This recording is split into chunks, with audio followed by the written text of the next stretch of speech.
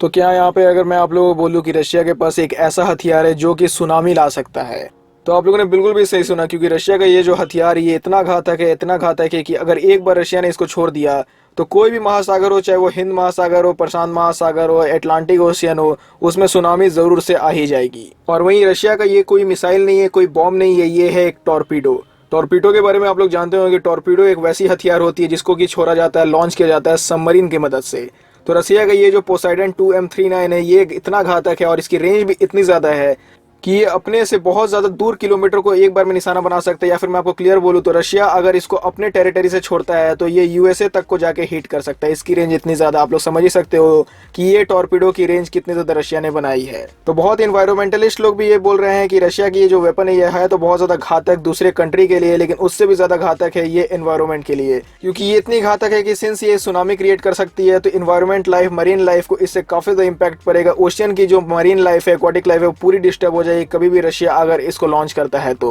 वैसे आपकी जानकारी के लिए मैं बता दूं कि रशिया ने कंप्लीटली अभी इसको डेवलप नहीं किया, ये अभी डेवलपिंग स्टेज पर ही है, लेकिन इसकी जो रेंज है, इसकी जो खासियत है वो पूरे वर्ल्ड के सामने रशिया ने अभी से ही खुलकर रख दी है। तो बहुत समय से रशियन लोगों को ये लगता था कि कभी भी अगर यूएसए के साथ उनका वॉर होता है और कभी भी तनाव इतना ज़्यादा बढ़ जाता है कि न्यूक्लियर वॉर की स्थिति आ जाती है, तो रशिया ऊपर से यूएसए की धरती पे न्यूक्लियर बम नहीं गिराएगा, क्योंकि अभी आप लोगों को पता है कि आजकल के ज़माने में रेडार सिस्टम काफ़ी एडवांस हो गए हैं और एंटी मिसाइल डिफेंस सिस्टम भी आ गया है, जिसकी वजह से ऊपर से आज के देश में कभी भी किसी के ऊपर न्यूक्लियर बम गिराना उतना ईजी नहीं रह गया जैसे कि हिरोशिमा नागासाकी पे 1945 में आराम से गिरा दिया गया था। तो इसलिए रशियन साइंटिस्ट, रशियन इंजीनियरों का ये मानना है कि कभी भी अगर यूएसए के साथ एक न्यूक्लियर वॉर होती है तो भला ऊपर से उन पे हमला किए बिना उनको नीचे ही से पूरा तोड़ कर रख दिया जाए। सो जो उनका कैलिफोर्निया वाला पार्ट है, जो उनका वेस्टर्न वाला पार्ट है, उसको पूरी तरीके से वो लोग डिस्ट्रॉय कर दे। और सिंस कैलिफोर्निया यूएसए की फाइनेंशियल कैपिटल है तो वो अगर रशिया डिस्ट्रॉय कर देता है तो यूएसए की जो इकोनॉमी है वो पूरी हिल कर रख जाएगी। तो जी हाँ, इतना ही घातक है रशिया का पोसाइडन 2M39 टॉर्पीडो। और ये एक सबमरीन से लॉन्च होता है, ये एक टॉर्पीडो है जिसकी वजह से ये एक साइलेंट किलर भी बन जाता है।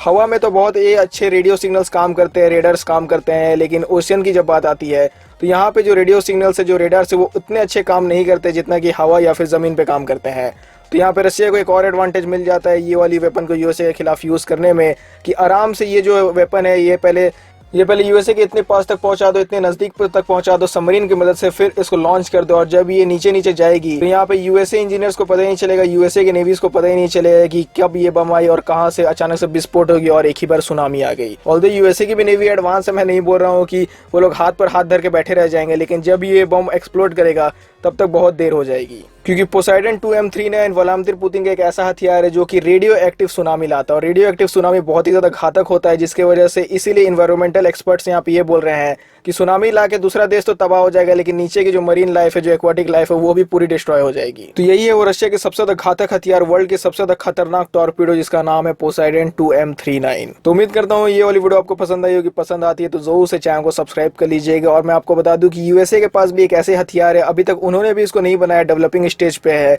और जब डेवलपिंग स्टेज पे जब उसको टेस्ट किया जा रहा था तो सुनामी नहीं, भूकंप आ गया था 3.9 रेक्टर स्केल का। तो यूएसए की अगर आप लोग वो बम की मेरे को चाहते हो कि मैं उसके बारे में भी वीडियो बनाऊं कि यूएसए ने ऐसा कौन सा बम फोड़ दिया जिससे भूकंप आया, तो कमेंट सेक्शन में जरूर बताइएगा। तब तक के लिए अगर आपको वीडियो अच्छा लगता है तो चैनल को सब्सक्राइब जरूर से कर दीजिएगा। और आप लोग वीडियो देखने के लिए थैंक यू।